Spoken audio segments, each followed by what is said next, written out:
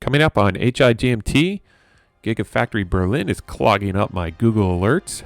Tesla solar roofs might soon be available in Canada, and GigaFactory Texas site plans are released.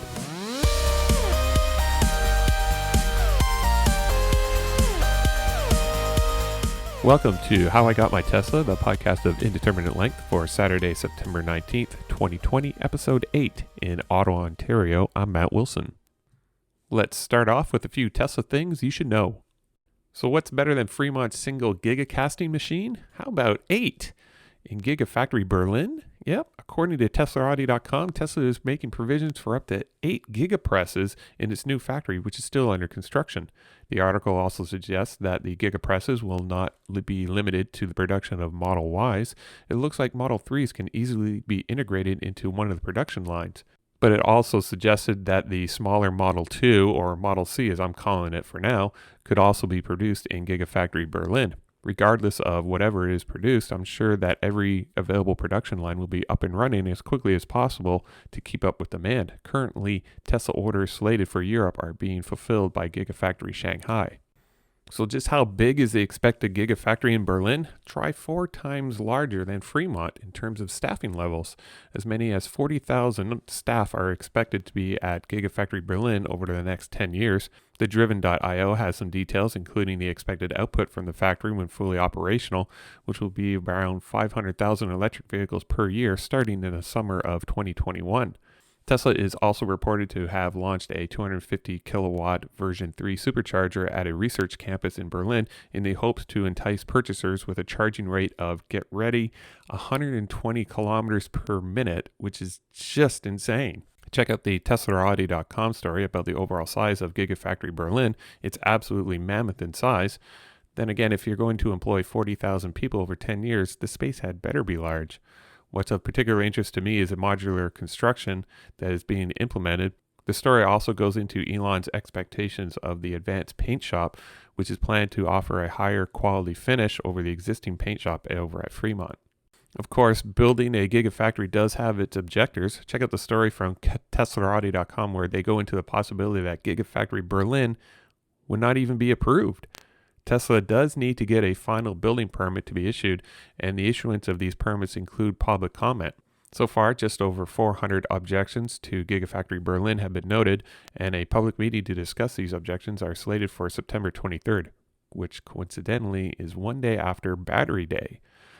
In the unlikely event that Tesla does not receive final building permits, Elon would be required to return the site back to its original state. Finally, get yourself ready for some great drone footage courtesy of YouTube's Fly Brandenburg and Electric.co. Drone footage gives a great perspective of the overall complexity and size of the site and the modular construction methods being implemented, including prefabricated concrete footings and columns and wall panels. I do suspect that a lot of the construction lessons learned in Shanghai and Berlin will be transposed to Gigafactory Texas. I also think that Tesla will want to complete most of the buildings on site, or at least button them up before the colder temperatures and winter snow arrives. TeslaAudio.com has an article regarding Gigafactory New York. We haven't heard from New York in a little while. Tesla is looking to hire over 30 positions via LinkedIn.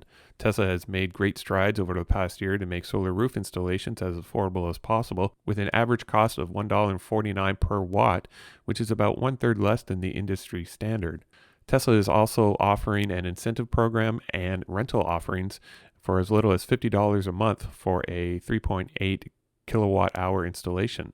Not having a dedicated sales team and offering direct to customers ordering experience are keeping costs down. Tesla is currently operating Gigafactory New York on a 24-hour, 6 days a week schedule to keep up with demand. If recent Tesla job postings are to be believed, it appears that Canada might be joining the Tesla Solar Roof Club. iPhone and Canada.ca has a story indicating that the showroom in Toronto is looking for someone with the energy systems experience and roofing experience. Personally, I like the look and installation of a Tesla solar roof over traditional solar panels over asphalt shingles. These types of installations look haphazard, and I always wonder what happens to the shingles under the solar panels and how much damage they actually suffer during the installation of the solar panels. And there's probably more reasons to hold up on ordering that Model 3. In addition to the changes that I mentioned last week with the new electronic liftgate, chrome delete, and octovalve installation, the Driven.io also lists a new center console, headlights, taillights, and steering wheel. Elon also mentioned on Twitter that a private beta of their full self-driving would be released to selected users by mid-October, with a full rollout by mid-December, providing the beta performs well.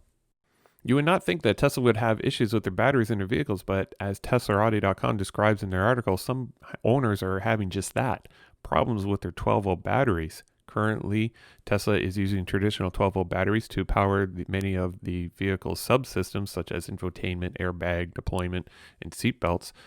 But if that battery goes dead, then the entire car is basically undrivable. Elon mentioned in a Twitter post that this will change in the near future, notifying the owner that there could be an issue with the 12-volt battery. The article also postulates that Tesla might be transitioning away from their current 12-volt battery to something more in line with their battery technology. And pivoting to GigaFactory Texas, Electric.co has an article online regarding the expected opening, which is planned to be May 2021. Buildings are expected to be completed by the end of 2020, which would permit interior fit-up. Electric.co also has a 19-page presentation by Tesla where they summarize the expected costs of the project, which is around $400 million, and the expected jobs created, which is around 5,000 over 4 years. The presentation provided appears to be for pre-screening of contractors to do work at the site, so there's not much to look at unless you are a local contractor. And finally, thanks to, again, Electric.co and TeslaAudio.com, we now have a good idea of the layout of GigaFactory Texas. Based on submitted plans, GigaFactory Texas will be 2 huge buildings, each side by side, and having the general shape of GigaFactory Nevada. In addition to the Cybertruck, Tesla is planning to build Model 3s, Model Ys, and the Tesla Semi out of the same location in Austin. And that should pretty much do it for episode 8 this week. Hashtag for this episode, let's try hashtag no hospital and hashtag HIGMT. And if you have any feedback for me, feel free to throw me an email at howigotmytesla@gmail.com. And you can always watch my progress towards a Tesla by visiting howigotmytesla.com.